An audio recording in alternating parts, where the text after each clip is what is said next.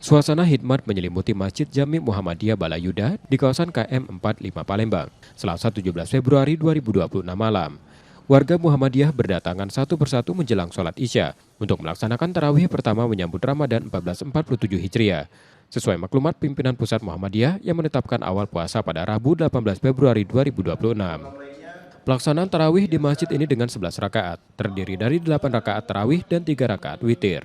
Soal perbedaan itu memang selalu ada karena beda metode, karena ini ada perbedaan waktu yang ditetapkan oleh PP Muhammadiyah dan Paling Majelis Tarjih dengan ketetapan pemerintah. Yang penting kita tetap menjaga kesatuan dan persatuan.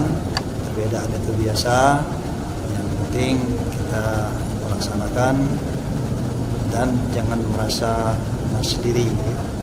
Berbeda dengan tahun sebelumnya, pengurus masjid memutuskan tidak mengadakan tausiah singkat setelah Isya. Muhammad Reza Pahlevi, Kompas TV, Palembang, Sumatera Selatan.